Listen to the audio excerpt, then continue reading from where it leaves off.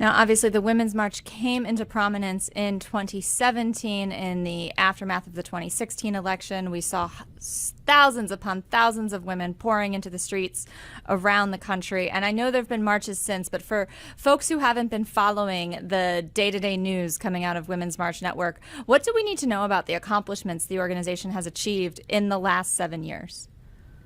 Well, in the last 7 years, we've organized over 15,000 actions globally, in all 50 globally, but also in all 50 states.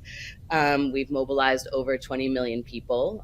We've been engaged in a number of fights that we pushed and won, including the Supreme Court race in Wisconsin, including beating back the so-called sanctuary cities for the unborn initiative, actually in Amarillo, Texas, where I am located.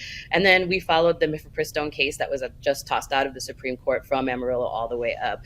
So we have picked and won a lot of big battles. Of course, we were at the front lines of both Trump impeachments and the one of the driving forces through Women's March, in getting out the vote, and getting, flipping the White House back to blue. So, we've been out there working, and like many women, the stories are typically about like the big marches and everything, but the actual work of building a movement is the envelope stuffing and the hauling of t-shirts and boxes, and talking to your neighbors and talking to your friends. So much of activist work is very much like women's work, underappreciated, unseen, underpaid, undervalued.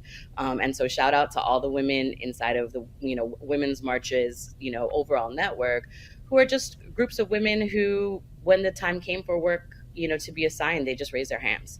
Very new to activism, and the folks who are really growing the movement and making it swell to be able to have the biggest we possible, so that we can win and also defend those wins over time. It's the day-to-day work. Now, what's interesting about the big movement that you've just described is that women are not a monolith. And I know a number of women's organizations, including Women's March, has in the past struggled with questions about intersectionality or differing views on issues, most notably the conflict in Gaza. How do you navigate those issues internally in your organization? I mean, I think that our organization was very clear about the conflict in Gaza. As of last year, we had a statement and a petition that tens of thousands of people signed calling for ceasefire. So I actually don't think that those pieces are difficult. I think what is difficult is doing the political work and the organizing work to actually have alignment around a set of politics at first, and that just takes time.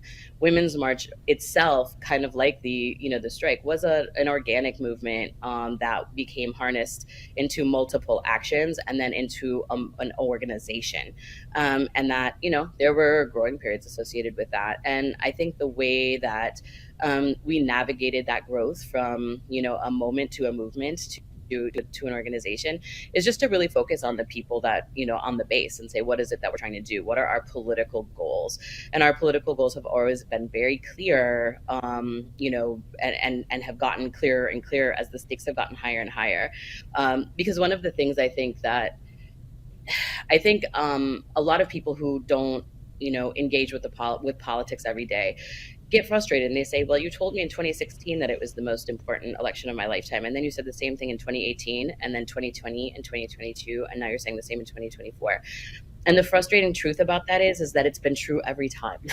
It's not that it hasn't a lie. Each time the election landscape has shifted and become more and more critical, and frankly dire. We're at a place where we really are choosing if we're going to continue to be a democracy in the way that we understand it. And I think that our movement has matured along with that, and gotten a very clear political analysis necessarily along the journey.